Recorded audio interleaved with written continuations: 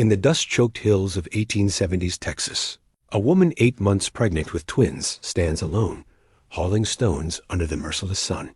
Mara Lark isn't building just any fence. She's stacking her family's last hope, one bloody rock at a time. Her father's land is all she has left, and the vultures are circling. Greedy cattlemen want her gone, the bank wants their money, and winter's coming fast. But Mara made a promise at her daddy's grave that no Lark land would ever be lost. When? Boone Delaney, the richest cattle baron in 3 counties, rides up that dusty trail and sees her belly swollen, hands bleeding, yet moving stones with the determination of 10 men. Something stirs in his weathered heart. This isn't charity. This is something far more dangerous. What happens when a woman who's never needed saving meets a man who's never known how to love? Before we jump back in, tell us where you're tuning in from. And if this story touches you, make sure you're subscribed, because tomorrow I've saved something extra special for you. The morning light caught the carved letters on the cornerstone like a prayer etched in granite. Lark 1851. 24 years her father had spent building this place from nothing but stubborn hope and calloused hands. Now Mara Lark pressed, her palm against those weathered letters, feeling the weight of every sunrise that had touched this stone before her. The homestead stretched across a shallow valley where the Brazos River bent like a lazy horseshoe, its banks lined with cottonwoods that her mother had planted the year Mara was born. Those trees stood 30 feet tall now, their leaves rustling secrets that only the wind and the dead could understand. The cabin her father built still stood solid, thick oak logs chinked with prairie clay, a stone chimney that drew clean even in the worst weather. But it was the fence that mattered now, this boundary line that separated Lark land from the endless appetite of those who would take it. Mara's hands found the warm leather gloves hanging from her belt, the ones that had, shaped to her father's grip through decades of honest work. Too large for her slender fingers, they nonetheless fit her purpose. Each morning she pulled them on like armor, preparing for another day's battle against time, nature, and the men who circled her misfortune like buzzards. The stones themselves told stories. River rock smoothed by countless floods, limestone chunks that split clean with the right touch of hammer and wedge, sandstone that crumbled if you weren't careful, but held firm when placed with wisdom. Her father had taught her to read the grain of each piece, to see how one stone wanted to rest against another. Building's like living, Mara girl, he'd said, his voice still echoing in her memory. Every piece matters, but it's how they fit together that makes something strong. She was 8 months along now, carrying the twins that kicked and rolled inside her like colts eager for pasture. Dr. Morrison had warned her about the weight she was lifting, the strain on her back and heart. But Dr. Morrison didn't understand the arithmetic of survival. Every stone she placed was one less that others could remove. Every section completed was ground held against those who would steal it from under her. The banker, Hiram Goss, had been clear about the timeline. Her father's debts would be called in 30 days from his burial. The consumption had taken Robert Lark quick and hard, leaving him no time to arrange his affairs or explain the papers Mara found scattered across his desk like fallen leaves. Notes and liens, interest compounded monthly, signatures that looked like her father's hand, but somehow felt wrong in ways she couldn't name. Rosa Martinez knew about wrong things. The old woman lived 2 miles upstream, where her late husband had carved out a small ranch that her sons now worked. Rosa had been the one to lay out Robert Lark for burial, to wash his fever-wasted body and dress him in his Sunday clothes. She'd been the one to hold Mara when the sobs came, understanding that grief was just love with nowhere to go. That Goss, he circles the weak ones, Rosa had said, her weathered hands gentle on Mara's shoulders, like a coyote watching a limping calf. Your papa, he was proud, but he wasn't foolish. Something about those papers don't sit right with me. But suspicion didn't pay debts, and Mara's pride wouldn't let her run. She'd been born on this land, taken her first steps on the porch her father built, learned to ride on the horses he'd broken. Her mother's grave lay beneath the cottonwoods, marked with a simple stone that read, Sarah Beth Lark, beloved wife and mother, 1838 to 1863. Mara had been 15 then. Old enough to keep house and young enough to believe that loss was something. You could wall out if you built your defenses high enough. Now, at 26, she understood that loss was more like water. It found its way into every crack, every weakness, every moment when you thought you were safe. But understanding didn't mean surrendering. The fence would be finished, stone by stone, section by section, until the entire boundary was marked and claimed and defended. She worked in the cool of early morning and the fading light of evening, resting during the heat of midday when the sun could kill a person fool enough to challenge it directly. The babies moved constantly now, their feet finding her ribs like tiny hands knocking on a door. Sometimes she talked to them as she worked, telling them about the land they would inherit, the legacy their grandfather had built. "This is your place," she would murmur, hands moving automatically to place each stone. "These are your trees, your creek, your mountains on the horizon. Nobody can take what belongs to you unless you let them, and we Larks don't let go easy." The work was methodical, almost meditative. Sort the stones by size and shape, test the fit, adjust the foundation, check the level. Each piece had to be placed with intention, with understanding of how it would support the weight of what came after.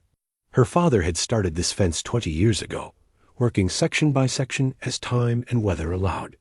Now it ran nearly 3/4 of the way around the property, a testament to persistence and the kind of patience that only came with deep roots. Boone Delaney's reputation preceded him like thunder before lightning. Every rancher in 3 counties knew his name, knew his silver-spurred boots, and the way he set a horse like he'd been born in the saddle. They said he was fair but hard, that he paid his debts and expected the same from others. They said he'd built his empire on honest work and shrewd dealing, that he treated his men well and his cattle better than some folks treated their children. What they didn't say, what only the older women whispered over their sewing circles, was that Boone Delaney was a man carrying his own brand of loss. He'd married young, they said, lost his wife and child in the same bitter winter that took so many. After that, he'd thrown himself into building something that couldn't be taken away by fever or bad luck or the cruel arithmetic of childbirth. Mara had seen him at a distance, riding the boundaries of his spread that bordered her father's land. To the north, a tall man with shoulders that spoke of honest work, gray threading through dark hair that had once been black as creek water. He sat his horse with the easy confidence of someone who belonged in the saddle, who understood that power came not from force, but from knowing exactly where you stood and why. But she'd never spoken to him, never had cause to. The Lark homestead was small compared to his empire, a single section carved out of land that stretched beyond the horizon. Her father had been friendly enough with Delaney's riders when they crossed paths, but Robert Lark had been careful about debts and obligations, careful not to put his family in anyone's shadow. Asterisk now. As Mara worked alone in the growing heat of another Texas morning, she wondered what her father would think of the choice she faced. The fence was nearly complete, but the babies were coming soon, and winter was coming after that. Even if she could finish the boundary, even if she could prove her claim to the land, what then? Could she birth and raise twins alone? Could she work the spread and keep the bills paid and hold on to what 3 generations of Larks had built? The questions pressed against her like the weight of the stones, heavy and persistent and impossible to ignore. But for now, there was only the work, the steady rhythm of building something that would last, something that would mark this place as belonging to the Larks for as long as stone could stand against time and weather and the endless appetite of those who would take what others had built. The sun climbed higher, and Mara worked on, her father's gloves protecting her hands, her mother's memory guiding her movements, her unborn children reminding her with every kick and flutter that some things were worth fighting for, no matter the cost. The sound of silver spurs reached Mara before she saw the man wearing them. Each step carried a soft chime that spoke of quality and care, the kind of detail that separated those who had earned their place from those who merely claimed it. She straightened from her work, one hand pressed to the small of her back where the morning's labor had settled into a persistent ache. Boone Delaney sat his horse like a man who had never doubted his right to be exactly where he was. The animal beneath him was a testament to bloodlines and patience, a sorrel gelding with the clean lines of careful breeding and the steady eye of a horse that trusted its rider completely. Everything about the man spoke of substance, from the well-oiled leather of his saddle to the silver concos that caught the morning light, from the pearl-handled colt at his hip to the hat that had been shaped by weather and time into something, both practical and dignified. But it was his face that held her attention, weathered by sun and wind, marked by lines that came from squinting into horizons and making decisions that carried weight. His eyes were the color of creek water, in winter clear and deep, and holding secrets that only came with experience. When he looked at her, really looked, she felt something shift in the air between them, like the moment before thunder. "Ma'am," he said, touching the brim of his hat with a gesture that managed to be both respectful and somehow questioning. His voice carried the roughness of a man who spent more time talking to horses than people, but underneath was equality. That suggested he chose his words with care. Mr. Delaney. She didn't straighten fully, didn't step back from the stone she'd been positioning. There was something in his presence that made her want to prove she wasn't easily moved, that she belonged exactly where she stood. "Heard about your father. My condolences." The words were simple, but they carried weight. Not the empty sympathy of those who offered help they didn't mean, but the acknowledgement of one person who understood loss speaking to another. She nodded, not trusting her voice to remain steady if she tried to respond. He dismounted with the fluid motion of someone who had been climbing on and off horses since before he could walk properly. Up close, he was taller than she'd expected, broad through the shoulders in a way that spoke of honest work rather than mere size. His boots were custom-made, she could see that now, leather worked to a soft shine and fitted with spurs that weren't for show. Everything about him suggested substance, permanence, the kind of success that came from building something real rather than taking what belonged to others. "This is good work," he said, running his hand along the stone fence with the touch of someone who understood craftsmanship. "Your father teach you to build like this?" He did. The words came out sharper than she'd intended, carrying an edge of defensiveness that she couldn't quite suppress. "Taught me that anything worth doing was worth doing right the first time." A smile flickered across his face, there and gone so quickly she might have imagined it. "Sounds like Robert Lark. He was a good man, had a reputation for fair dealing and honest work." Had? The word tasted bitter. Now all anyone talks about is his debts and what's to become of his land. Boone's expression grew serious, the lines around his eyes deepening. "Goss has been making noise about calling in notes. That what's driving this?" He gestured toward the fence, toward her obvious condition, toward the entire situation that had her working like a field hand while carrying twins. "What's driving this is keeping what belongs to me." The words came out with more heat than she'd intended, but she didn't soften them. "This land has been Lark land for 24 years. My father built every fence post, dug every well, planted every tree that wasn't here when he claimed this section. Now some banker wants to call it his because of papers that don't make sense and debts that seem to grow every time I look at them." "Papers can be wrong," Boone said quietly. "Men like Goss, they sometimes get creative with their accounting, especially when they're dealing with folks who can't fight back."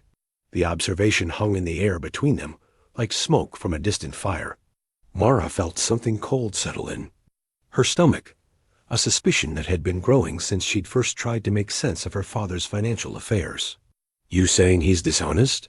"I'm saying I've seen what happens when desperate men get their hands on legal documents and figure. They can rewrite the rules to suit themselves. Your father was careful with money. Everyone knew that. Hard to believe he'd get himself into the kind of trouble Goss is claiming." Mara set down the stone she'd been holding, her hands suddenly unsteady. The implications of what he was suggesting were enormous, frightening in their scope. If Goss was manipulating documents, if the debts weren't legitimate, then her father had died, not knowing that his life's work was being stolen from under him. "Even if that's true," she said, her voice barely above a whisper, "how do I prove it? I'm one woman with no legal training and no money for lawyers. Goss has the law on his side, or at least the appearance of it. You might not be as alone as you think." Boone's voice was careful, measured. "There are others who've had dealings with Goss, others who've wondered about his methods. Sometimes it takes one person willing to stand up and fight to get others, to find their courage." She looked at him then, really looked, trying to read the intention behind his words. There was something in his expression that went beyond neighborly concern, something that made her pulse quicken in a way that had nothing to do with the physical strain of her work. "Why?" The question came out before she could stop it. "Why would you care what happens to me or my land? You've got more acres than you can count, more cattle than most men see in a lifetime. What's one small homestead to someone like you?" The question seemed to strike him harder than she'd expected. He looked away, toward the horizon where his own land stretched beyond sight, and for a moment his carefully controlled expression cracked just enough to let her see something deeper. Pain, perhaps, or recognition of something familiar. "Because I know what it's like to lose everything that matters," he said finally. "And I know what it's like to wish someone had been there to help when the world seemed determined to take it all away." The honesty in his voice was like a physical blow. She'd expected deflection, maybe some speech about Christian duty or neighborly obligation. Instead, he'd given her something real, something that cost him to share. "I don't need charity," she said, but the words lacked the heat they'd carried earlier. "Good.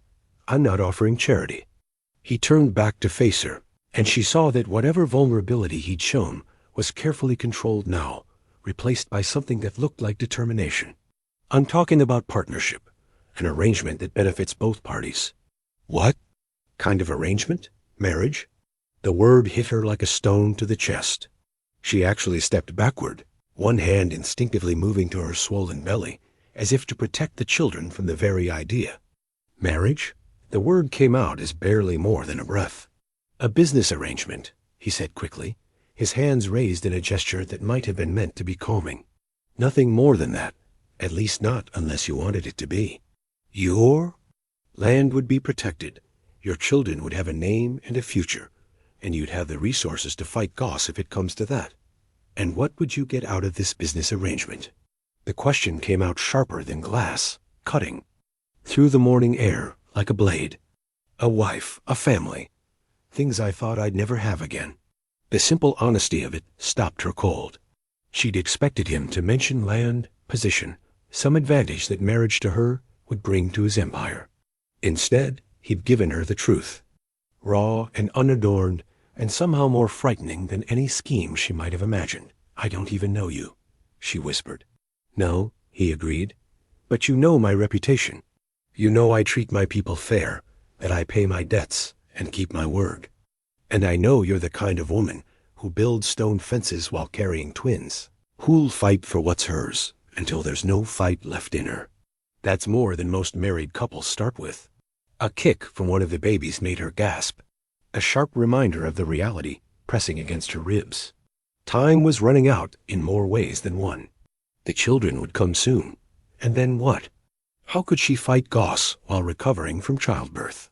How could she work the land and care for 2 infants and keep the creditors at bay?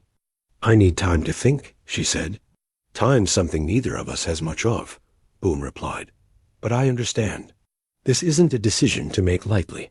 He moved toward his horse, then paused. "For what it's worth, I'm not asking you to give up who you are. The woman who builds this fence, who fights for her father's legacy, that's who I'd be honored to call my wife." He mounted with the same fluid grace he'd shown in dismounting, settling into the saddle like it was home. The silver spurs caught the light as he adjusted his seat, and for a moment she found herself staring at those small details that spoke of a life lived with purpose and attention to quality. "I'll be back tomorrow," he said, "to help with the fence, if you'll allow it. No strings attached, no expectations. Just one neighbor helping another." He touched his hat brim again and rode away, leaving her standing beside her unfinished fence with the morning sun climbing higher and the weight of an impossible decision settling on her shoulders like a stone she'd have to carry for the rest of her life. The wooden cross lay heavy in Mara's palm, its surface worn smooth by her father's fingers during the long nights of his final illness. She'd found it wrapped in his spare shirt, tucked away in the bottom drawer of his bureau, like a secret he'd been saving for the right moment. The wood was dark with age and handling, carved with simple tools but shaped with care. On the back, in her father's careful script, were the words, "Faith moves mountains. Love builds them." She sat on the cabin's front steps, watching the morning. Mist rise from the creek, while the babies moved restlessly inside her. The night had been difficult, filled with sharp pains that came and went like warnings of what was to come. Dr. Morrison had said it could be any time now. That carrying twins often meant early delivery. The thought filled her with equal parts anticipation and terror. Rosa Martinez had arrived at first light, as she had every morning since word of Boone's proposal had spread through the small community like wildfire. The older woman moved through the cabin with the easy familiarity of someone who had been midwife to half the children in the valley, checking supplies, preparing for what was coming, whether Mara was ready or not. "That man's been riding the fence line since dawn," Rosa said, emerging from the cabin with a cup of coffee that steamed. In the cool air, back and forth like a restless spirit, never coming close enough to bother you, but never going far enough away to be called gone. Mara didn't need to ask which man. Boone Delaney had been as good as his word, returning each morning to work on the fence. He brought his own tools, his own stones gathered from his land, his own quiet presence that somehow made the work go faster without making her feel diminished. They worked mostly in silence, the rhythm of building creating its own conversation. "What? Did your mama tell you about marriage?" Rosa asked, settling beside Mara on the steps with the careful movements of someone whose joints had earned their complaints through decades of honest labor, that it was work mostly. Good days and hard days, but more good if you picked the right man. Mara turned the cross over in her hands, feeling the weight of memory and decision. She said Papa was stubborn as a mule, but gentle as rain when it mattered. Your mama was wise. Marriage isn't about pretty words or fancy feelings, though those are nice when they come. It's about partnership, about building something together that's stronger than what either person could manage alone. A sharp pain lanced through Mara's back, making her catch her breath. The babies had been active all morning, shifting and pressing as if they were running out of room and patience. She pressed her hand to her side, feeling the firm outline of a tiny foot or elbow. "They're coming soon," Rosa observed. "Your body's preparing, whether your mind's ready or not. That's the way of things. Babies choose their own time, regardless of what we might prefer."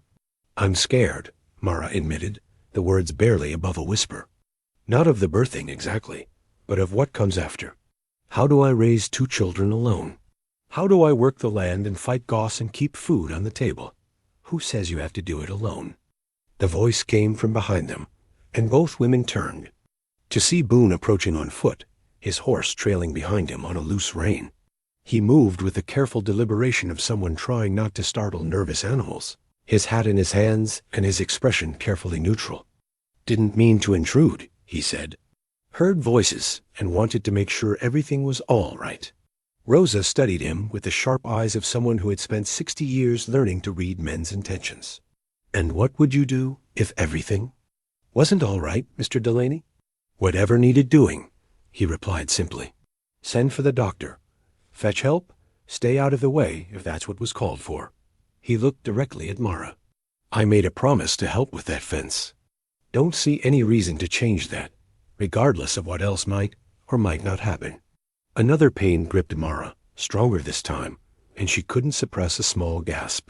Both Rosa and Boone moved toward her, but it was Rosa who reached her. First, experienced hands checking for signs of immediate labor. "False alarm," Rosa announced after a moment. "But the real thing's not far off. Hours, maybe a day or 2 at most." Boone's face had gone pale beneath his weathered tan. "Should I send for Dr. Morrison?" "Already sent word yesterday," Rosa replied. "He'll come when it's time. For now, the best thing is to keep things normal, keep her moving and calm." "The fence," Mara said, struggling to her feet with Rosa's help. "If the babies come today, the fence won't be finished. Goss will find a way to use that against me, say I didn't complete the boundary marking." Then we finish it, Boone said firmly. Today, before anything else happens. We? Rosa can watch over you while I handle the heavy lifting. You can direct. Tell me how each stone should sit. That way, the fence gets built according to your father's plan, but you don't risk harm to yourself or the babies. The logic was sound, but accepting his help felt like admitting defeat, like acknowledging that she couldn't complete what she'd started alone. Yet as another contraction twisted through her middle, gentler than the others, but unmistakably real, she realized that pride was a luxury she could no longer afford. All right, she said, but we do it my way. Place every stone where it belongs according to Papa's design. Wouldn't have it any other, Boone replied. This is your fence, your land, your father's legacy. I'm just providing the muscle to make it happen. They worked through the morning with Rosa supervising from a chair Boone had carried from the cabin. A rhythm was different now, less solitary meditation and more orchestrated effort. Boone's strength allowed them to place stones that would have taken Mara hours to position, but he deferred to her judgment on every placement, every adjustment. Your papa taught you well, he said during a brief rest, wiping sweat from his forehead with his sleeve. This fence will stand for decades, maybe longer. Good foundation, proper drainage, stones placed to shed water instead of collecting it. He said a fence was like a promise. Once made, it should be kept, no matter what weather comes or how much time passes. Smart man, the kind of promise that means something. Another contraction caught her as she was directing the placement of love. A particularly tricky cornerstone. This one was stronger, unmistakable, and when it passed, she found both Rosa and Boone watching her with expressions of concern and readiness. How much more?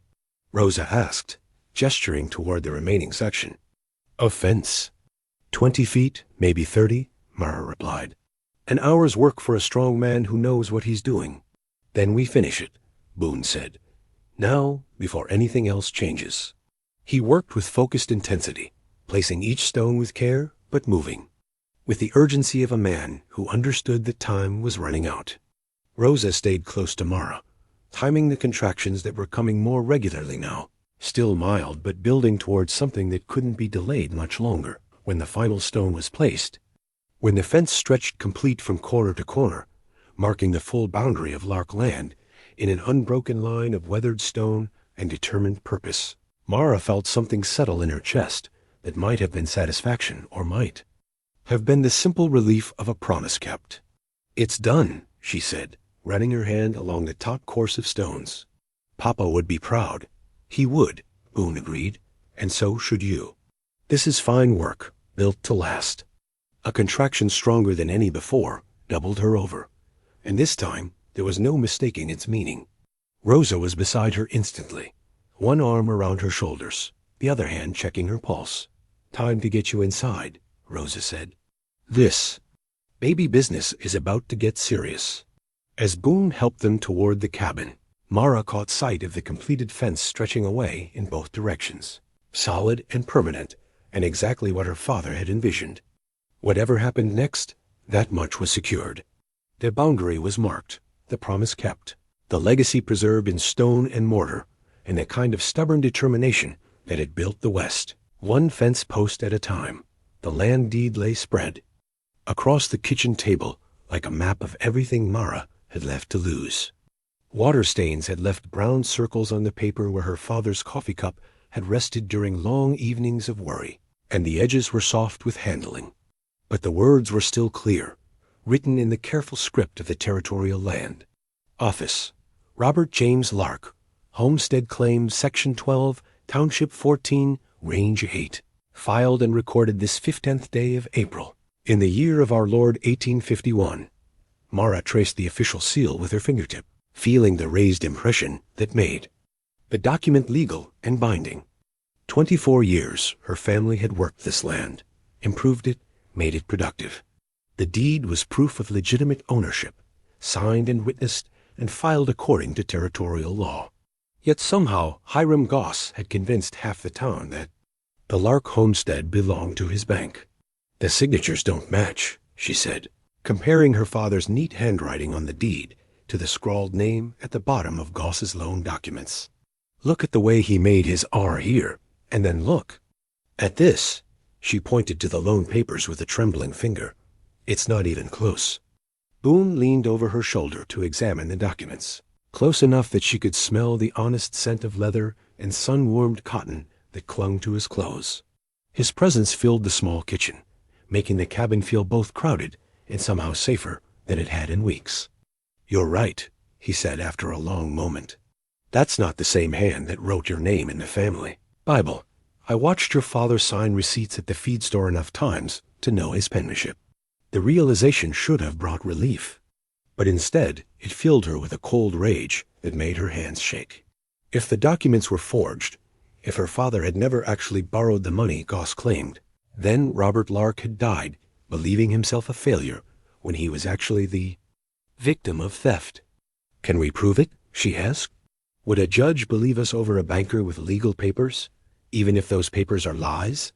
"Depends on the judge," Boone replied carefully, "and on what other evidence we can gather. Goss has been operating in this territory for 5 years now. If he's forging documents, you're probably not his first victim." A contraction seized her then, stronger than the ones from the morning, and she gripped the edge of the table until her knuckles went white.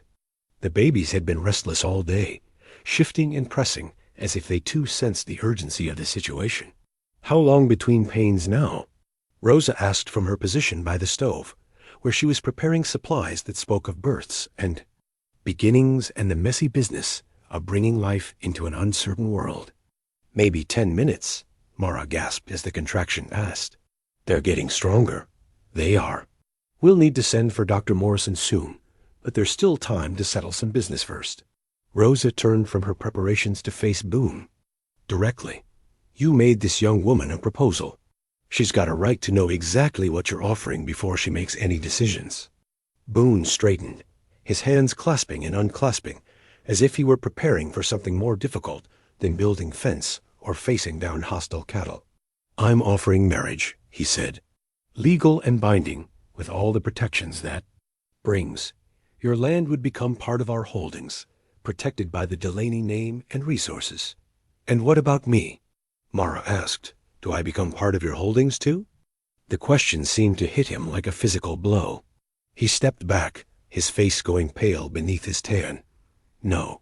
God, no. I'm not looking to own anyone or anything that doesn't choose to be owned. This would be a partnership, a business arrangement. Between equals." "Equals?" She struggled to her feet, one hand pressed to her lower back, where the pain had settled into a constant ache. "I'm a pregnant widow with debts I can't pay and land I might lose. You're the richest man in 3 counties. How exactly are we equals?" "Because you built that fence," he said simply. "Because you're willing to fight for what's yours, even when the odds are impossible. Because you've got something I lost a long time ago and don't know how to find again." "What's that?" "The courage to hope for something better."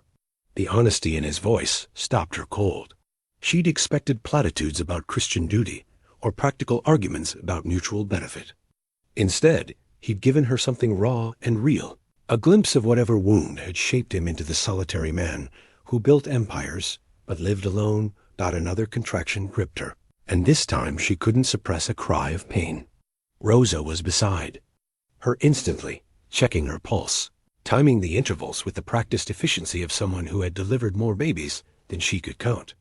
"We need to get her to bed," Rosa announced. "This baby business isn't going to wait much longer." "Babies," Mara corrected through gritted teeth. "Dr. Morrison said it's twins." Boone's face went white. "Twins?" "Twins," Rosa confirmed.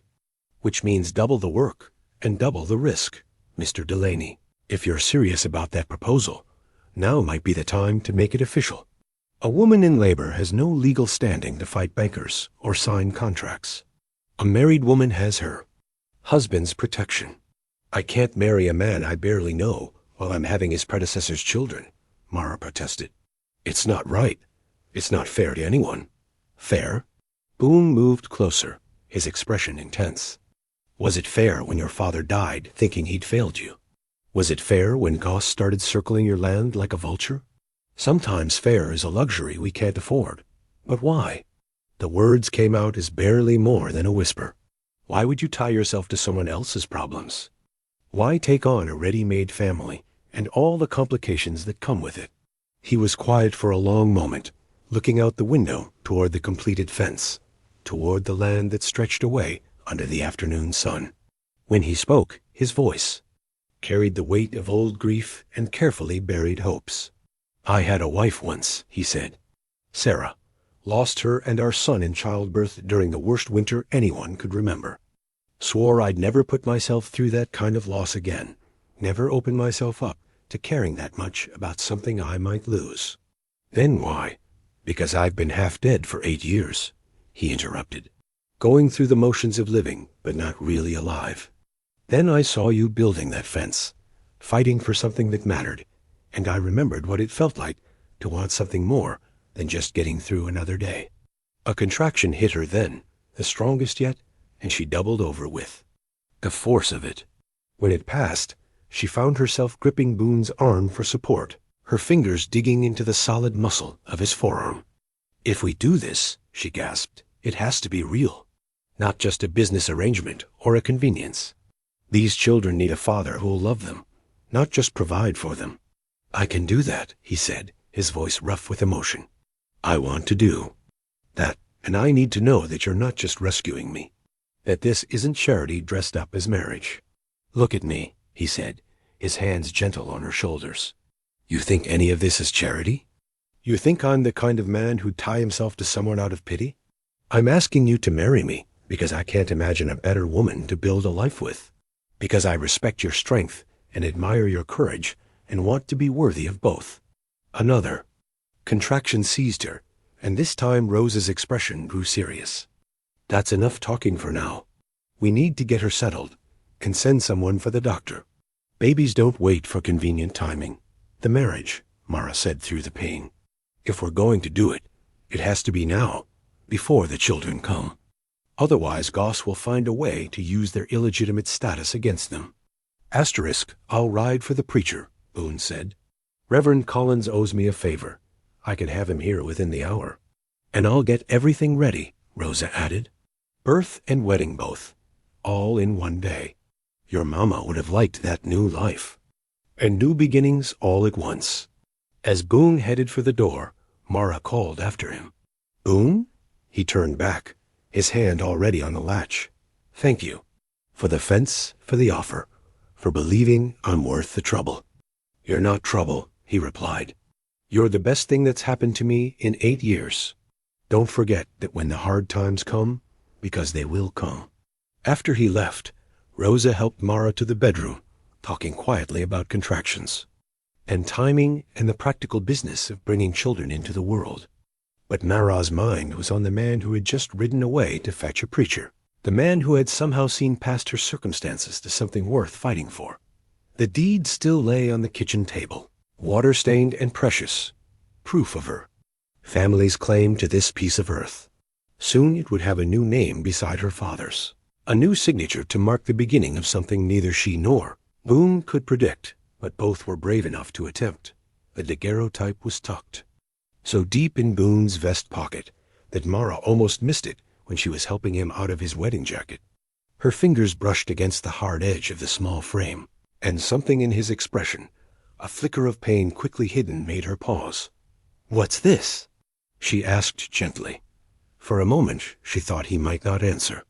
They had been married for 3 weeks now, living in the careful politeness of two people, learning to share space and decisions and the 1,000 small intimacies that came with partnership. The twins Robert James and Sarah Beth, named for her parents, slept in a cradle Boone had carved during the long nights when Mara was recovering from their difficult birth. May I? She asked, her fingers still resting on the hidden photograph. He nodded, but she saw his jaw tighten as she carefully withdrew the small frame. The image was faded but clear, a young woman with gentle eyes and dark hair, arranged in the fashion of a decade past, holding an infant whose tiny face was turned toward the camera with the serious expression that babies seem to wear for formal portraits. Sarah and little Thomas, Boone said quietly. She insisted on having it made just a week before she died. Said she wanted me to have something to remember them by, as if I could ever forget. Mara studied the photograph, seeing in the young woman's face the echo of happiness that had been Boone's before loss, carved its lines around his eyes. The baby, their son, looked strong and healthy, giving no hint of the tragedy that would claim them both within days of the portrait's creation. She was beautiful, Mara said, meaning it. And the baby, he looks like you around the eyes. He had her temperament, though. Peaceful, patient. Sarah used to say he was an old soul, too. Wise for his tiny body. Boone's voice carried the careful control of someone who had learned to speak of grief without being consumed by it. The winter that took them was the hardest anyone could remember. Snow piled so deep you couldn't see the fence posts, cold so. Bitter it killed cattle where they stood. When her time came, there was no way to get help. Mara handed the photograph back, watching as he tucked it carefully into his pocket. She understood now why he sometimes grew quiet during the evening hours, why he would stand at the window looking out at something only he could see. He was carrying his own ghosts, his own weight of loss and regret. "Do you mind?" she asked. "That I named the babies after my parents instead of yours?" "Mind?" He seemed genuinely surprised by the question. "Mara, they are your children. Named after people who would have loved them, who would have been proud to see their legacy continue." "That's exactly as it should be. They're our children now," she corrected gently. "You were the first person besides Rosa and Dr. Morrison to hold them. You carved their cradle. You've walked the floor with them when they couldn't sleep. In every way that matters, you're their father." Something shifted in his expression, a softening around the edges that she had learned to recognize as the moment when his careful control relaxed just slightly. "I keep waiting for it to feel wrong," he admitted. "Taking on another man's children, stepping into a life that was never meant to be mine. But when little Robert grabs my finger, or when Sarah Beth stops crying because she recognizes my voice, it doesn't feel wrong at all." "Good," Mara said simply. "Because they need you, and so do I." The admission hung in the air between them, more intimate than anything they had shared in their weeks of careful cohabitation. They slept in the same bed out of necessity. The cabin had only one bedroom, and propriety demanded that married couples share quarters. But they had maintained a careful distance, treating their arrangement with the respectful formality of a business partnership rather than the easy intimacy of husband and wife. "Mara," Boone began, and stopped, seeming to struggle with words that wanted to mean more than he was ready to let them. "I know," she said, saving him from having to finish the thought. "We're still learning how to be married to each other. There's no rush." But even as she said it, she felt the pull of something deeper than gratitude or convenience. Boone was a good man. She had seen that in the way he worked alongside her, in his patience with the babies, in the careful respect he showed for her father's memory and her own autonomy. More than that, though, there was something in his presence that made her feel less alone, less like she was carrying the weight of the world on her shoulders. A knock at the door interrupted her thoughts, and Boone moved to answer it with the easy alertness of someone who had learned to be ready for trouble. Jake Morrison stood on the porch, hat in hand, an expression serious. "Boss," Jake said, nodding respectfully to Mara before addressing Boone. "We've got a problem down at the south pasture. Someone's been cutting fence, driving off cattle. Looks like more than simple rustling." Boone's expression hardened. "How many head?" "Maybe 30, 40, but that's not the worst of it." It left a message nailed to one of the fence posts. Jake handed over a piece of paper that looked like it had been torn from a ledger book. Mara watched Boone's face as he read, saw the anger that tightened his features and set his jaw. "What does it say?" "It's from Goss," Boone said grimly. "Says, this is what happens to people who interfere in his business arrangements. Says next time, it won't be just cattle that go missing." The threat was clear, and Mara felt ice form in her stomach. By marrying her, by protecting her land and her children, Boone had made himself a target for whatever corruption Goss was perpetrating across the territory. "I'm sorry," she said. "This is my fault. My problems shouldn't become yours." "Our problems," Boone corrected firmly. "That's what marriage means We face things together, whatever comes." He turned to Jake. "Double the watch on all the herds. I want men riding the boundaries day and night. And send word to Sheriff Coleman. It's time we had an official conversation about Mr. Goss's business practices." "You think the sheriff will listen?" Jake asked. "Goss has been throwing money around town, making friends in official places." "Coleman's honest," Boone replied. "He'll listen to evidence, and he'll act on it if we can prove wrongdoing. The question is whether we can gather enough proof before Goss decides to escalate his threats." After Jake left, Mara found herself pacing the small kitchen while Boone sat at the table, studying maps of his property and making notes about patrol routes and security measures. The babies slept peacefully in their cradle, unaware that their presence in the world had somehow made them pawns in a larger game of greed and corruption. "Maybe I should leave," she said suddenly. "Take the children and go somewhere Goss can't use them to hurt you." "No," Boone's voice was flat, final. "Running won't solve anything. It'll just convince him that threats work, that he can intimidate anyone who stands up to him. But your cattle, your men, can take care of themselves. Goss is a banker, not a general. He's used to winning through paperwork and legal manipulation, not open conflict. When it comes to protecting what's mine, he's going to find himself outmatched." The quiet confidence in his voice reminded her why Boone Delaney had built an empire from nothing. This wasn't just wealth talking, but the kind of hard-earned wisdom that came from facing down difficulties and finding ways to overcome them. "What's mine?" she repeated. "Is that what we are now? Your property to protect?" He looked up from his maps, and she saw something in his eyes that made her pulse quicken. "No," he said quietly. "You're my family to protect. There's a difference." "Family," she whispered, testing the weight of the word. "Family," he confirmed. "Not because of papers or legal arrangements, but because that's what we've become. You and those babies, you're the reason I get up in the morning now, the reason I want to build something that lasts." The admission hung between them like a bridge neither had expected to find, but both were ready to cross. Without quite meaning to, Mara moved closer to the table, drawn by something in his expression that spoke of possibilities neither had dared to name. "Boone," she began, but the sound of crying from the cradle interrupted whatever she might have. Sighed. "Sarah Beth's hungry," she said, moving toward the babies with the automatic response of new motherhood. "She's got her father's appetite." "Her father's here," Boone said quietly, and when Mara looked back at him, she saw that he was watching her with an expression that held everything they were still learning to say to each other. The marriage contract lay spread on the kitchen table like a map of uncharted territory, written in Boone's careful hand and witnessed by Rosa Martinez and Reverend Collins. Unlike the ornate legal documents that filled lawyers' offices, this was a simple agreement between two people who understood that the most important promises were often the ones made without fanfare or ceremony.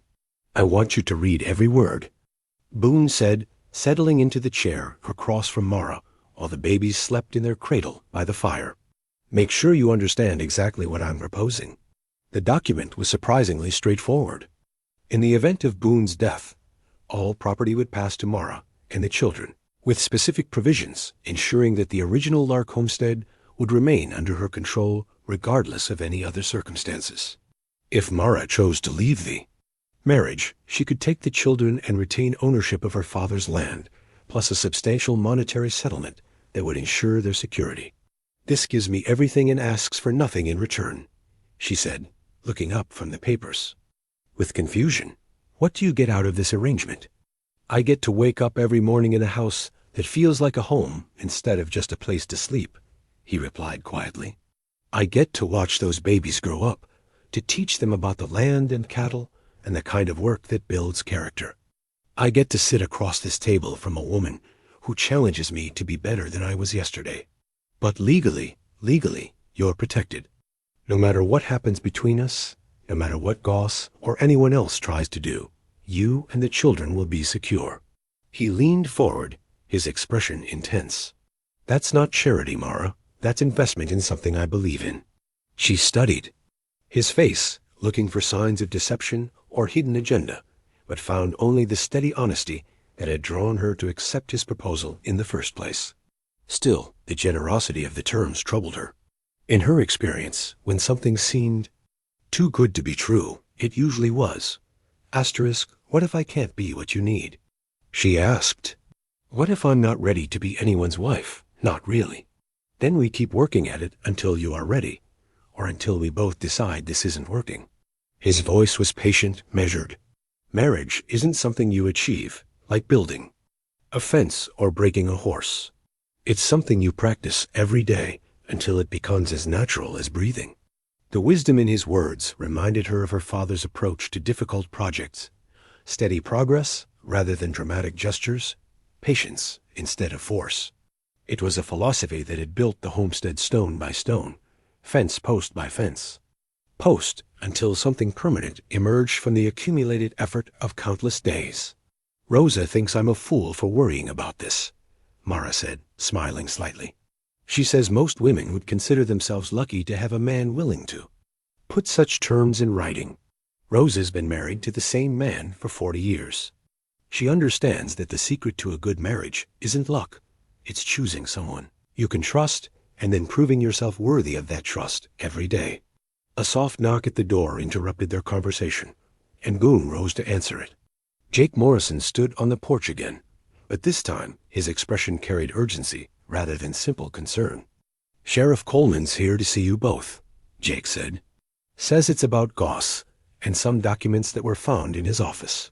Sheriff Coleman was a lean man with gray hair and the patient eyes of someone who had spent decades sorting truth from lies. He declined Mara's offer of coffee, but accepted a chair at the kitchen table, his hat resting on his knee and his expression carefully neutral. Mrs. Delaney, he began, nodding respectfully to Mara. I understand you've had some concerns about irregularities in your father's financial affairs. The loan documents are forged, she said directly. I've compared the signatures, and they don't match my father's handwriting. That's what I was afraid you'd say. Coleman reached into his coat and withdrew a sheaf of papers. We searched Goss's office yesterday on a complaint from the Territorial Bank Examiner. Found these hidden in a safe behind his desk. The documents were loan agreements, dozens of them, bearing the signatures of homesteaders throughout the territory. Many of the names were familiar neighbors who had lost their land over the past 2 years, families who had been forced to sell out and move, on when debts they couldn't pay came due. All forged? Boone asked, examining the papers with the careful attention of someone who understood the implications. Everyone we've checked so far. Goss has been systematically defrauding homesteaders, creating false debts, and then foreclosing. When people couldn't pay money, they never actually borrowed. Coleman's voice carried the controlled anger of a lawman who had seen his community victimized by calculated greed. What about the people who already lost their land? Mara asked. Can they get it back? That's going to be complicated. Some of the property has already been sold to third parties, people who bought in good faith and don't deserve to lose their investments because of Goss's crimes. But we'll sort it out, case by case, and make sure everyone gets as close to justice as we can manage. And Goss? In custody, charged with fraud, forgery, and conspiracy. He won't be foreclosing on anyone else's property. Coleman stood, settling his hat back on his head. I wanted to tell you personally, Mrs. Delaney, because your willingness to stand up to him is what started this investigation. If you'd just quietly accepted his version of events, he might have gotten away with it indefinitely. After the sheriff left, Mara found herself staring at the marriage contract with new understanding. Boone had been willing to tie his fortune to hers when it seemed she might lose everything, when protecting her could have cost him dearly in both reputation and resources.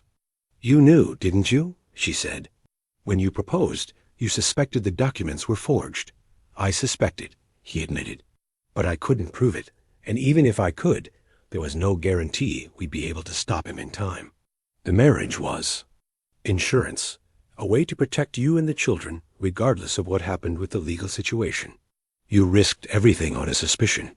I risked everything on you, he corrected, on the belief that you are worth fighting for, regardless of what Goss might or might not have stolen. The distinction mattered more than she could easily express. He hadn't married her to save her father's land or to foil Goss's schemes. Had married her because he wanted her as his wife, and the rest was simply obstacles to be overcome in pursuit of that goal. "The contract," she said, gesturing toward the papers on the table. "It's too generous, too one-sided." "It's exactly what I want it to be," Boone replied firmly. "A promise that you'll never have to doubt my intentions, never have to worry about being left vulnerable if something happens to me. But what if something happens to you because of me? What if standing up to men like Goss puts you in danger? Then at least I'll have spent my last days living instead of just existing." He reached across the table to take her hand, his calloused fingers warm against hers. "Mara, I spent 8 years as a dead man walking, going through the motions, but not really alive. You changed that. You and those babies, you gave me a reason to build something that matters." She looked down at their joined hands, seeing the contrast between his sun-darkened skin and her paler fingers, the way her wedding ring caught the lamplight. It was a simple band, purchased from the general store when there had been no time for anything elaborate, but it carried weight far beyond its modest appearance. "I signed the papers," she said quietly. "I know. I signed them because I want this to work. Not just the legal protection or the security for the children, but the marriage, the partnership, the family we're building together." His hand tightened on hers. "Are you sure? There's no shame in needing time to—" "I'm sure," she interrupted. "I've been sure since the day you helped me finish the fence, since I watched. You hold my babies like they were precious gifts instead of burdens you'd inherited. I love you, Boone Delaney. I don't know when it happened or how, but I do." The words hung in the air between them like a bridge finally completed after months of careful construction. Boone's expression went through a series of changes: surprise, relief, something that might have been wonder before, settling into the kind of joy that transformed his entire face. "I love you too," he said, his voice rough with emotion. "Have since the day I saw you building that fence, fighting for something that mattered. I just didn't know if you'd ever want to hear it." "I want to hear it every day for the rest of our lives," she replied, and when he came around the table to kiss her, it felt like the first real kiss of their marriage, the first moment when they were truly husband and wife, instead of two people sharing a convenient arrangement. Outside, the wind picked up, rattling the windows and reminding them that winter was coming.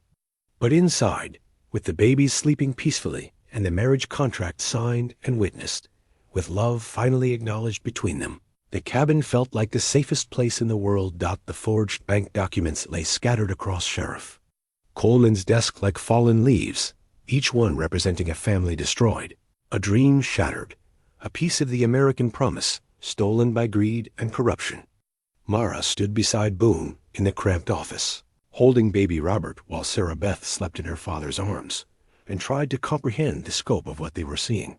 37 families, Coleman said, his voice heavy with the weight of institutional failure. 37 homesteads lost to fraudulent debt claims over the past 3 years. Some folks moved on, some sold out to cut their losses, and some just disappeared into the territory without a word to anyone. Asterisk disappeared? Boone's voice carried a sharpness that made Mara look up at him with concern. Could be they just moved on, couldn't face the shame of losing everything. Could be they met with some kind of accident on the trail. Coleman's expression was grim. And could be someone made sure they wouldn't be around to ask uncomfortable questions about how they lost their land. The implication hung in the air like smoke from a distant fire. Mara felt something cold settle in her stomach as she thought about her father's sudden illness, the fever that had taken him so quickly despite his normally robust health. "My father," she said quietly. "He died of consumption," Dr. Morrison said. "But he was never sick, never even caught the winter cough that took other folks." Coleman and Boone exchanged a look that spoke of shared suspicion and reluctant understanding. "When did he first take ill?" Coleman asked. Early March. He'd been working on the fence, talking about finishing it before planting season. Then one morning he couldn't get out of bed, said his chest felt like it was full of broken glass. The memory was still painful, still sharp enough to cut. Dr. Morrison said consumption could take people that way sometimes, especially when they'd been working too hard and not eating enough. Or when someone helped it along, Boone said grimly. There are ways to make a healthy man sick, ways to hurry along a death that would look natural to anyone who wasn't looking for signs of foul play. You're saying someone murdered my father? The words came out as barely more than a whisper. I'm saying we need to consider the possibility, Coleman replied carefully. Your father was asking questions about his loan documents, trying to understand debts he didn't remember taking on. If Goss thought Robert was getting too close to the truth. He didn't finish the sentence, but he didn't need to. Mara understood the implication, understood why a man desperate to keep his crimes hidden might decide that one inconvenient homesteader's death was a small price to pay for continued secrecy. There's more, Coleman continued, reaching for another folder on his desk. Found this in Goss's safe, separate from the other documents. Looks like a list of properties he was targeting for acquisition, along with notes about how to expedite the process. The list was written in Goss's careful script, 23 names with notations beside each one indicating the status of their acquisition. Most were marked complete or in progress, but 3 names at the bottom were marked with a single word that made Mara's blood run cold. Eliminate. The first name was Robert Lark. The second was Miguel Santos, a rancher whose family had lost their land the previous summer after he died in what was reported as a riding accident. The third name was one that made Boone's face go pale. B. Delaney. If direct acquisition fails. He was planning to kill you, Mara said, her voice barely audible over the roaring in her ears. If he couldn't get my land through the fraudulent loans, he was going to have you murdered. Looks that way, Boone. Agreed, but his attention was focused on something else in the folder. Coleman, what's this other paper? The sheriff handed over a document that looked different from the forged loan agreement's official letterhead. Multiple signatures, the kind of formal weight that spoke of territorial government involvement. Mara watched Boone's expression change. As he read, saw his jaw tighten and his eyes narrow with an anger she had never seen before. What is it? She asked. A land grant, Boone said, his voice controlled but carrying an undertone of fury. Signed by the territorial governor, giving Goss development rights to 250,000 acres along the Brazos River corridor. Development rights? Railroad development. There's a plan to run a spur line through this valley, connecting the cattle ranches to the main line that runs down to San Antonio. The railroad company needs a clear right-of-way, plus land for stations, stock pens, water towers. Mara felt the pieces clicking together like stones finding their proper place in a wall. So Goss wasn't just stealing land for profit. He was clearing it for the railroad. Which explains why he was so systematic about it, why he targeted specific properties along what would become the rail corridor. Coleman leaned back in his chair, his expression weary. This isn't just simple fraud, it's conspiracy involving territorial officials, railroad companies, and probably investors from back east who wouldn't care how the land was acquired as long as the profits kept rolling in. How high does this go? Boone asked. Higher than I'm comfortable thinking about. The territorial governor's signature on that grant, the speed with which Goss's foreclosures were processed through the courts, the way certain officials always seemed to be unavailable when people tried to appeal their cases. Coleman gathered the papers into a neat stack. This thing has roots that go all the way to Santa Fe, maybe all the way to Washington. Baby Robert began to fuss in Mara's arms, and she shifted him automatically while her mind tried to process the enormity of what they were facing. Her father hadn't just been the victim of a local banker's greed. He had been murdered as part of a conspiracy that involved territorial officials and Eastern investors, killed to clear the way for a railroad that would make rich men richer. What happens now? She asked. Now we decide how much justice we're willing to fight for, Coleman replied. I can arrest Goss, try him for fraud and conspiracy, maybe even make a case for murder if we can find enough evidence. But the bigger fish, the territorial officials, the railroad executives, the investors who bankrolled this whole operation, they're going to be harder to reach. So they get away with it? Maybe. Probably. Men with that kind of money and political connections don't usually face consequences for their actions, especially when their victims are just homesteaders and small ranchers who don't have the resources to fight back. Mara felt a familiar anger building in her chest, the same stubborn fury that had driven her to finish the fence despite her pregnancy, despite the physical pain, despite everyone who told her it was impossible. These men had killed her father, stolen the land of dozens of families, corrupted the very institutions that were supposed to protect honest citizens. The idea that they might escape justice simply because they were wealthy and well-connected was intolerable. What if they did have resources to fight back? She asked. Both men looked at her with expressions of surprise and concern.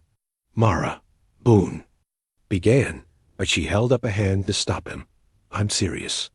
What if someone with money and political connections of their own decided to pursue this? What if someone with a reputation for fairness and integrity made it clear that this kind of corruption wouldn't be tolerated? Are you talking about me? Boone asked quietly. I'm talking about us. About using everything we have, money, influence, connections, to make sure every person involved in this conspiracy faces consequences for what they've done. That could be dangerous, Coleman warned. These aren't the kind of people who give up easily. If they killed your father to keep him quiet, they won't hesitate to come after anyone else who threatens their operation.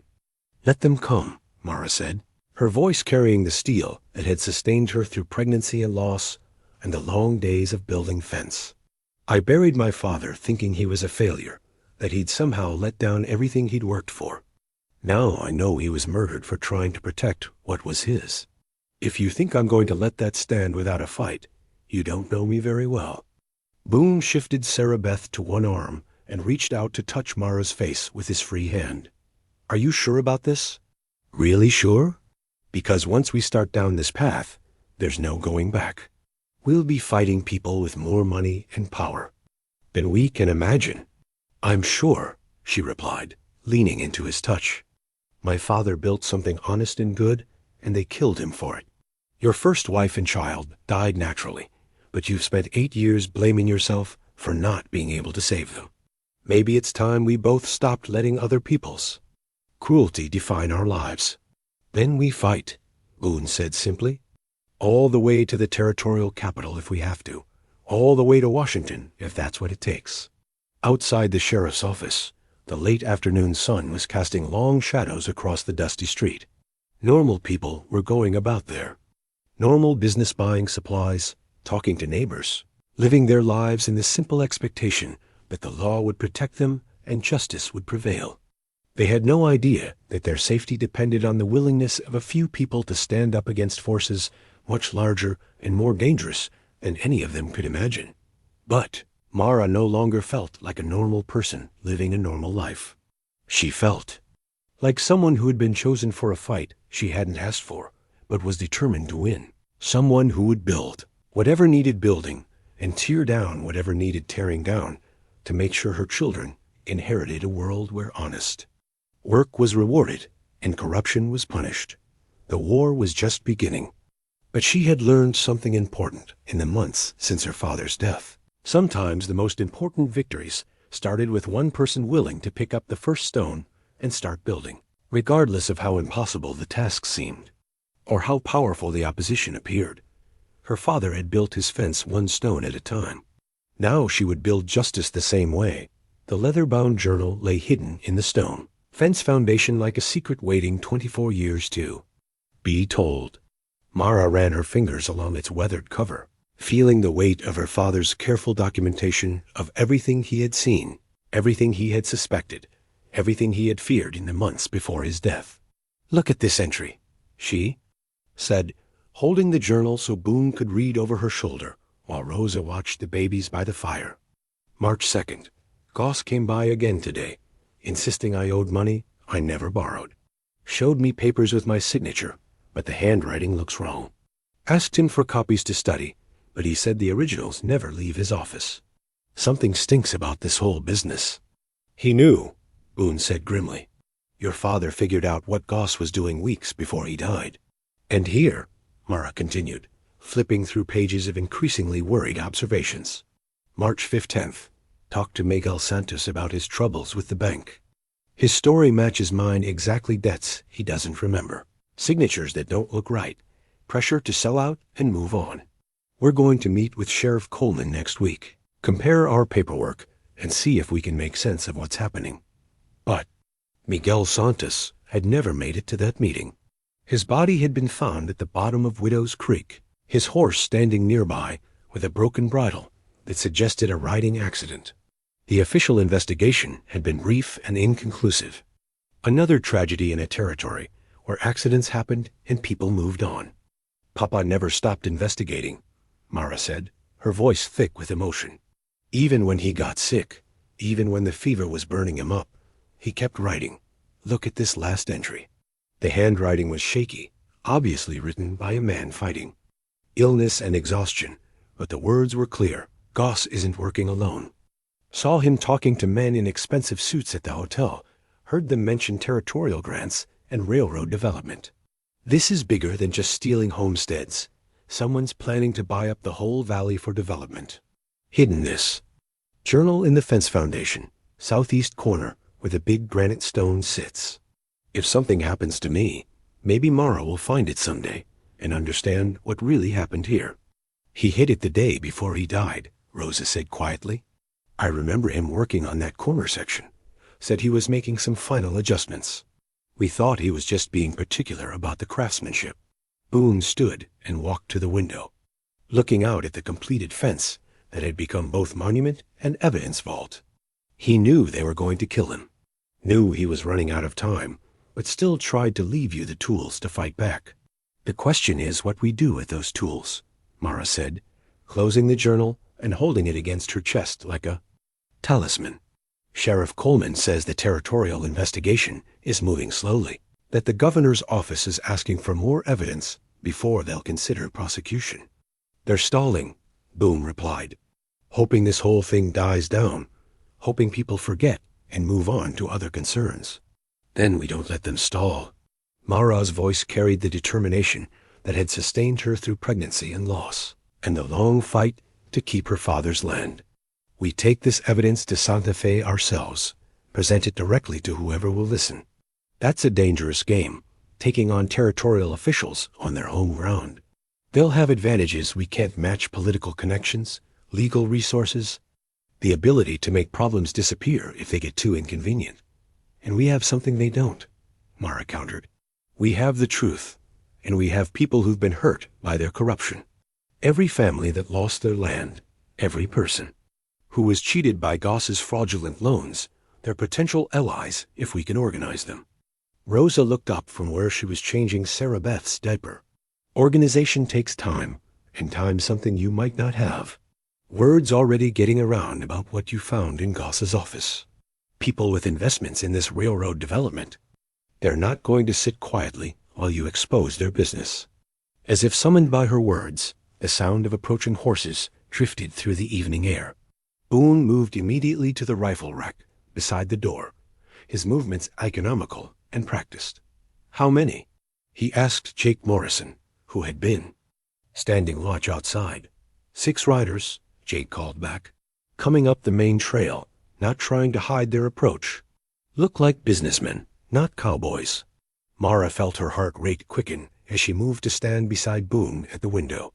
The riders were indeed dressed like city men, dark suits, polished boots, the kind of careful grooming that spoke of money and position. But there was something about their formation, something about the way they sat their horses, that suggested they were more than mere representatives sent to deliver messages. Mr. and Mrs. Delaney, the lead rider called out when they reached the cabin's front yard. We'd like a word, if you don't mind. State your business, Boone replied, not moving from behind the partially open door. My name is Charles Brennan, Territorial Land Commissioner. These gentlemen represent various business interests that might be affected by certain recent allegations. We're hoping to discuss the situation like reasonable people. Reasonable people. Don't ride up to someone's home after dark with armed escorts, Mara observed, noting the bulges under the men's coats that suggested concealed weapons. We're not here to cause trouble, Mrs. Delaney. Quite the opposite. We're here to offer a solution that benefits everyone involved. Boone exchanged a glance with Mara, and she saw her own suspicion reflected in his expression. Men with Brennan's credentials didn't make house calls unless they were either very confident or very desperate, and the timing suggested desperation. "You can say what you came to say from where you are," Boone called out. "No need for anyone to come inside." "Very well." Brennan's voice carried the smooth authority of someone accustomed to having his words taken seriously. "We understand you've come into possession of certain documents that paint some of our associates in an unfavorable light. We're prepared to offer substantial compensation for those materials, along with guarantees that no further action will be taken regarding your property or your family's security." "How substantial?" Mara asked, surprising herself with the question. $50,000. Enough to buy a nice spread somewhere far from here. Enough to ensure your children grow up with every advantage money can provide. The sum was staggering, more money than most people saw in a lifetime of honest work. But Mara found herself thinking about her father's journal, about Miguel Santos lying dead at the bottom of Widow's Creek, about the 37 families whose lives had been destroyed by the very men who are now offering her wealth to keep quiet. "And if we refuse?" she asked. Brennan's pause spoke volumes. "That would be ... unfortunate. This territory can be dangerous for people who don't understand how to navigate its complexities. Accidents happen, businesses fail, families sometimes find it necessary to relocate for their own safety." The threat was clear, delivered with the polished menace of men who were accustomed to having their wishes respected. But instead of fear, Mara felt something else rising in her chest, the same stubborn anger that had driven her to finish the fence, the same protective fury that had sustained her through childbirth and the fight to keep her land. "Jake," Boone called quietly, and Mara heard the sound of men moving into defensive positions around the cabin. Whatever happened next, they wouldn't be facing it alone. "You have our answer," Mara said, her voice carrying clearly in the evening. "Air, we're not interested in your money, and we're not intimidated by your threats. If you want our evidence, you'll have to take it." "That can be arranged," Brennan replied, his pleasant tone not changing despite the menace in his words. "But I'd encourage you to reconsider. Once certain wheels are set in motion, they can be very difficult to stop. Then you'd better hope you can stop us before we get to Santa Fe," Boone said. "Because come morning, we're riding for the territorial capital with everything we've found. Every document, every piece of evidence, every name connected to this conspiracy." "I sincerely hope you'll reconsider," Brennan said, but he was already turning his horse. "For your own sake, and for the sake of your children." As the riders disappeared into the darkness, Mara found herself holding the journal so tightly her knuckles had gone white. The gauntlet had been thrown down, the battle lines drawn.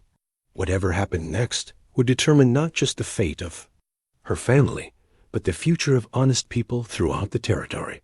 "Rosa," she said, turning to the older woman who had become their anchor through so many storms, "can you take the babies to your place tonight? Keep them safe while we prepare for what's coming?" "Of course, Mia. But what about you? What about this fight you're so determined to wage?" Mara looked at her husband, at the man who had risked everything to stand beside her, who had chosen love over safety and justice over comfort. In his eyes she saw the same resolve that had carried her through the darkest days, the same stubborn refusal to surrender that had built the West One fence. Post at a time. "We finish what Papa started," she said simply. "We build something that lasts, something that can't be torn down by men like Brennan and his associates, even if it costs us everything." Outside, the wind was picking up, carrying the scent of rain and change. But inside the cabin, surrounded by friends and family, and the evidence that would either damn their enemies or destroy them all, Mara felt more ready for battle than she had since the day she'd first picked up her father's gloves and started building fence. The war for the soul of the territory was about to begin in earnest, and she intended to win it. The twin baby bonnets lay carefully folded in Mara's saddlebags, hand-sewn during the long evenings of her pregnancy when hope seemed as fragile as spider silk. She had stitched them by lamplight while her father dozed in his chair, tiny garments that represented faith in a future neither of them could have imagined. Now, as she prepared to ride for Santa Fe with evidence that could topple a territorial conspiracy. Those bonnets had become talismans of everything she was fighting to protect. "They're too small already," she said, holding up one of the delicate caps that Robert and Sarah Beth had outgrown in their 3 months of vigorous life. Hard to believe they were ever tiny enough to wear these. Boone checked the loads in his rifle for the 3rd time. His movements automatic, but his attention focused on the pre-dawn preparations that would determine whether they lived to see their children grow up. "They'll be bigger when we get back. Walking, maybe even talking, if this takes as long as I suspect it might." "When we get back," Mara repeated, testing the words for certainty she didn't entirely feel. "Not if. When," he confirmed firmly. "We've got truth on our side, and that counts for something even in territorial politics. Plus, we've got allies we didn't know about. Sheriff Coleman says at least 6 other counties have been asking questions about suspicious land transfers and fraudulent loan documents. The ride to Santa Fe would take 4 days under normal circumstances, longer if they had to avoid the main roads and stick to trails that offered concealment from pursuit. Brennan's visit had made it clear that powerful interests were aligned against them, but it had also revealed something important. Those interests were worried enough to show their hand, desperate enough to make threats that could be used as evidence if they lived long enough to present it. Jake Morrison and 3 other hands would ride with them as far as the territorial border, providing protection against immediate pursuit, while maintaining the appearance of a routine business trip. Rosa had taken the babies to her ranch, where her sons and their families would form a protective circle around the children until their parents returned. "You sure about this?" Jake asked as they finished loading supplies onto the pack horses. "These aren't the kind of people who forget grudges or forgive interference. Even if you win in Santa Fe, they'll be looking for payback long after the courts have finished their business. Then we'd better make sure we win big enough to put them out of business permanently," Mara replied, swinging into her saddle with the easy grace of someone who had been riding since childhood. "Half measures won't work against people willing to commit murder to protect their profits." The eastern sky was beginning to show the first pale hints of dawn as they rode out, following back trails that would keep them away from the main road until they were well clear of any immediate pursuit. Mara carried her father's journal in a leather satchel strapped securely to her saddle, while Boone bore the responsibility of the forged documents and official correspondence that would form the backbone of their case. They made good time through the morning, pushing hard but not recklessly, conserving both horses and riders for the long journey ahead. By midday, they had covered nearly 30 miles, putting significant distance between themselves and anyone who might be following their trail. "Riders behind us," Jake announced during their noon rest, lowering the field glasses he had been using to scan their back trail. "Maybe 2 miles back, moving fast enough to be gaining ground." "How many?" Boone asked, already moving toward his horse. "Hard to tell in this terrain. At least 4, probably more. They're not trying to hide their presence, which means they're either very confident or very desperate." Mara felt her heart rate quicken as she considered their options. They could try to outrun pursuit, but their horses were already carrying heavy loads and wouldn't be able to maintain a killing pace for long. They could find defensible ground and make a stand, but that would mean abandoning their mission and playing into their enemy's hands. "There's another option," she said, studying the map they had been following. "Cut through Devil's Canyon. Take the old mining trail that comes out near Roswell. It's rougher country, harder on the horses, but it's also terrain where local knowledge counts more than superior numbers." "Devil's Canyon's got a reputation," Jake warned. "Apache country, flash flood danger, places where a man could disappear and never be found." "Better than the alternative," Boone said grimly.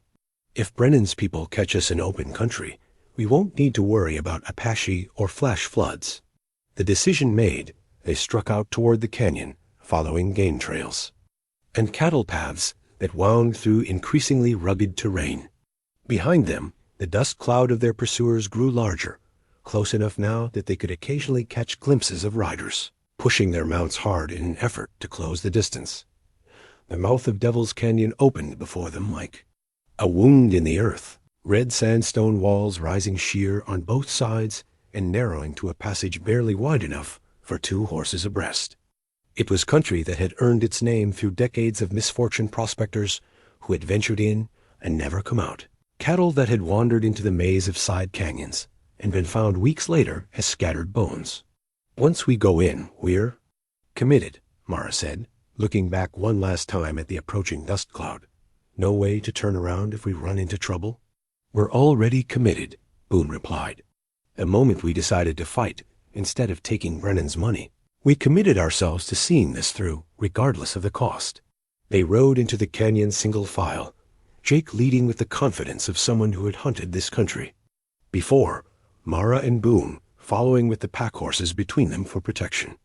The walls rose higher as they penetrated deeper into the canyon system, blocking out the afternoon sun and creating a twilight world of shadows and echoing hoofbeats. Trail splits ahead, Jake called back. Left fork goes toward the old silver. Mine probably played out, but might offer shelter. Right fork heads toward the main trail to Roswell, but it's more exposed, easier to be trapped if someone's waiting ahead. Left, Mara decided. If we're going to make a stand, better to do. It's somewhere with cover and multiple escape routes. The abandoned silver mine sat in a side canyon like a forgotten dream, its entrance partially collapsed, but still passable for determined riders. Tailings from decades-old excavations provided natural fortifications, while the mine shaft itself offered a last refuge if their position became untenable. "This'll do," Boone said, dismounting and beginning to unload supplies. Good fields of fire, water from that spring, and enough shelter to wait out pursuit if necessary. "Assuming our friends back there are willing to follow us into Apache country," Jake observed. "City men in expensive suits might think twice about venturing into terrain where they can't buy their way out of trouble."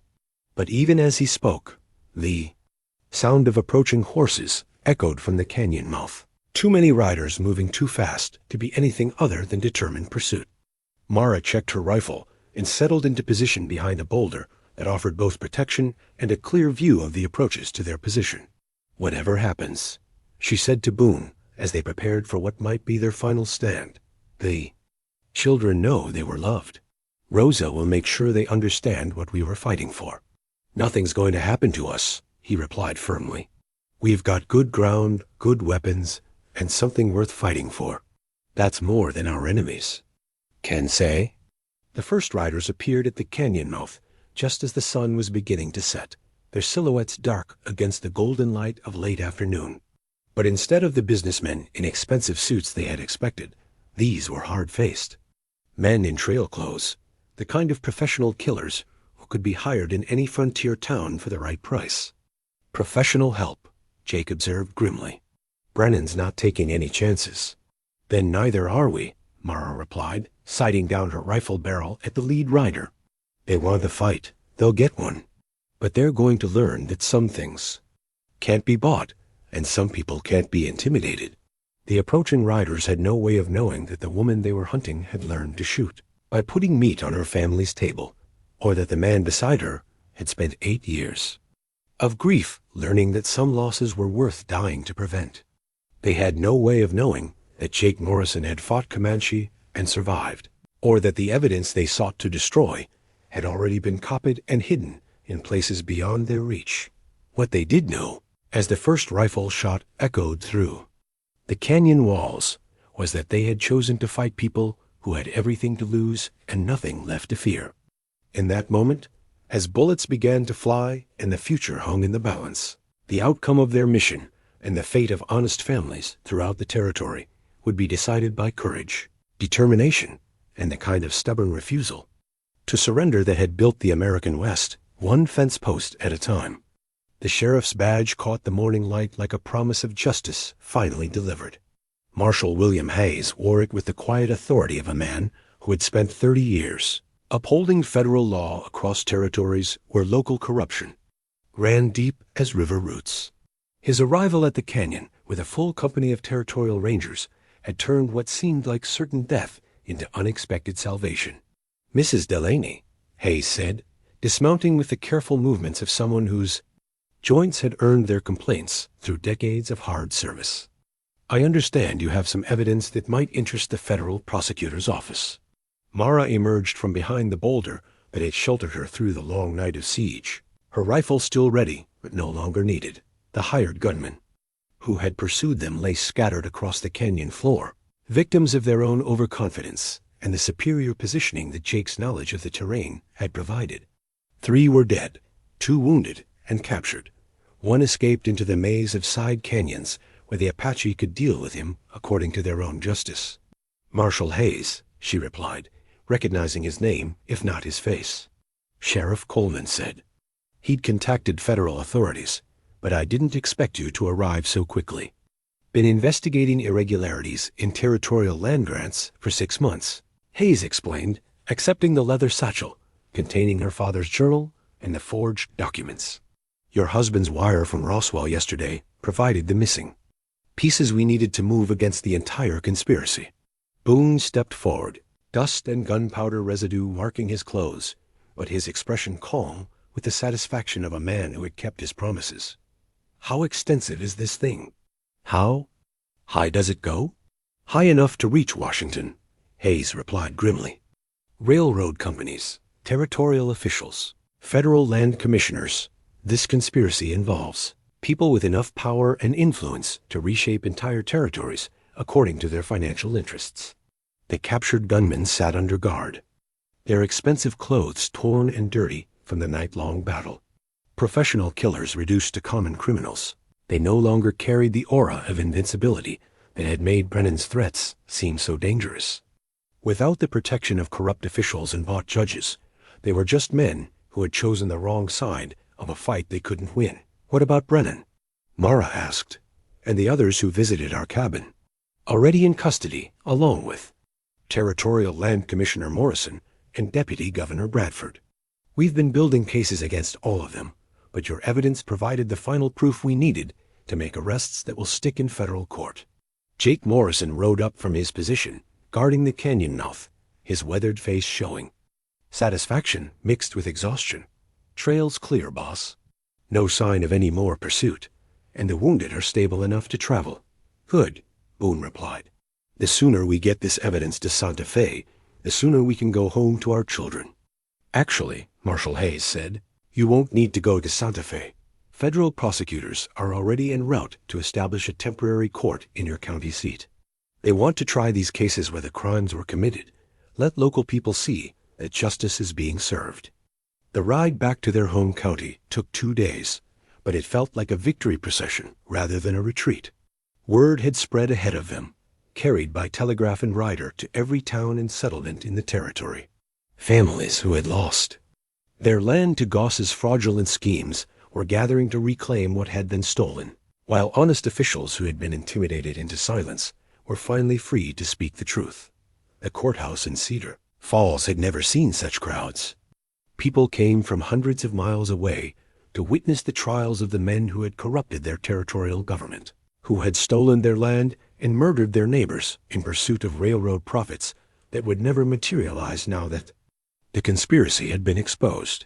Mara sat in the front row with baby Robert in her arms, while Sarah Beth slept in Boone's lap, watching as justice was finally served to the men who had killed her father. The evidence was overwhelming forged documents, falsified land grants, testimony from dozens of victims who had finally found the courage to speak out. Charles Brennan, once so confident in his threats and promises, looked like a broken man. As the verdict was read, guilty on 37 counts of fraud, conspiracy, and accessory to murder. His associates received similar sentences, their political connections and financial resources proving worthless in the face of federal justice administered by honest judges. The court finds, Judge Richardson announced, his voice carrying clearly through the packed courtroom, that the defendants engaged in a systematic conspiracy to defraud homesteaders of their legally acquired property through document forgery, intimidation, and in several documented cases, murder. The scope and audacity of these crimes represent a fundamental attack on the principles of honest government and equal justice under law. The sentences were severe life imprisonment for the murders, decades in federal prison for the fraud and conspiracy charges. More importantly, All land transactions based on the fraudulent documents were declared null and void, with original ownership restored to the families who had been cheated. Furthermore, Judge Richardson continued, this court orders the immediate dissolution of all territorial land grants related to the proposed railroad development, pending a complete federal investigation of the approval process. Any and all properties acquired through the fraudulent scheme will be returned to the rightful owners or their heirs. As the gavel fell for the final time, Mara felt something settle in her chest that she hadn't experienced since her father's. Death, the peace that came with justice served and promises kept. Robert Lark had died believing himself a failure, never knowing that his investigation had planted the seeds of the conspiracy's destruction. Outside the courthouse, Rosa Martinez waited with tears in her eyes and a smile that spoke of vindication. Long delayed. Your papa would be proud, Mia. Proud of the fence you finished, proud of the fight you fought, proud of the family you built. He was proud already, Mara replied, shifting Robert to her hip while Boone held Sarah Beth. He just didn't live to see how it all turned out. Maybe he did see, Rosa suggested, looking toward the mountains where the evening light was painting the sky in shades of gold and crimson. Maybe he's been watching over you this whole time, making sure you had the strength to finish what he started. That evening, as they sat on the porch of their cabin with the children playing at their feet and the completed fence stretching away in both directions, Mara opened her father's journal one final time. On the last page, written in his shaking hand during his final illness, were words she had missed in her earlier readings.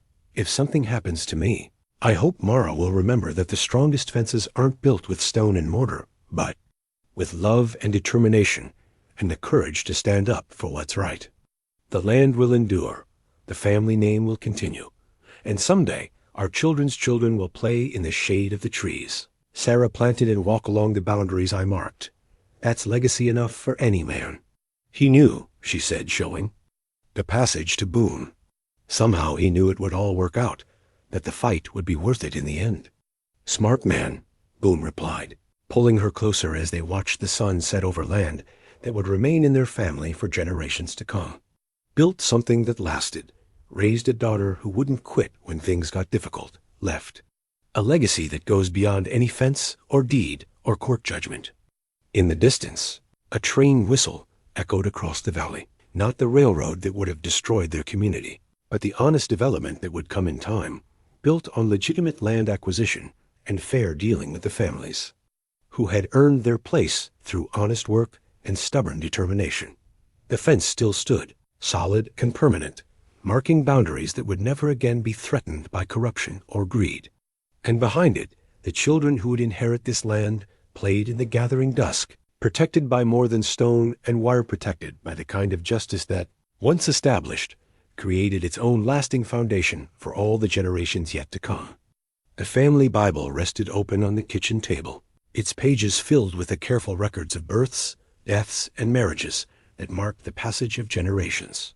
Boone's strong handwriting joined the careful script of Robert Lark and the flowing lines of Sarah Beth Lark, creating a new chapter in the story of this land and the people who had claimed it. Boone Michael Delaney, married to Mara Elizabeth Lark, June 15, 1875. He read aloud as he completed the entry.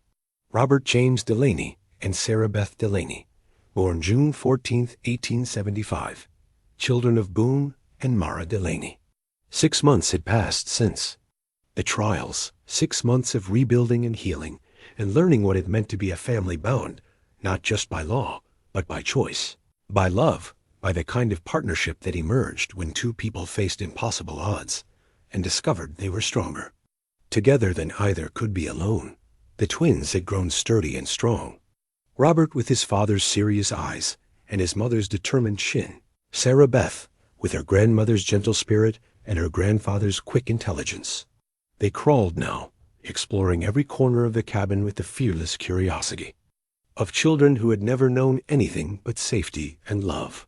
Hard to believe it's only been a year since Papa died, Mara said, looking out the window toward the cemetery, where a proper headstone now marked her father's grave. The inscription, carved in granite that would outlast generations, reads simply, Robert James Lark, Beloved father, he built something that lasted. Feels like a lifetime, Boone agreed, closing the Bible and placing it carefully in the wooden chest where the family's most precious documents were kept. Sometimes I have to remind myself that we actually won, that the corruption's been rooted out and honest government restored. The victory had been more complete than anyone had dared. Hope. Federal investigations had revealed the conspiracy's tentacles reaching into territorial governments across the West, leading to reforms that strengthened protections for homesteaders and small ranchers.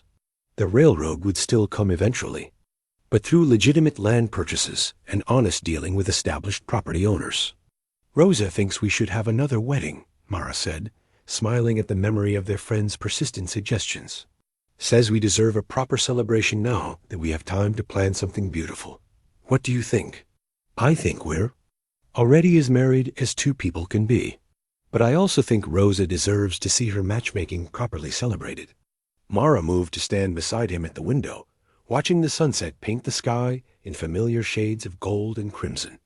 Besides, the children should have memories of their parents' wedding, even if it's not the original ceremony.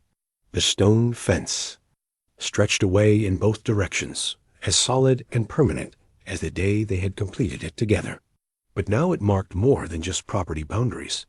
It represented the foundation of everything they had built together, the starting point of a partnership that had grown from necessity into something neither had expected but both treasured.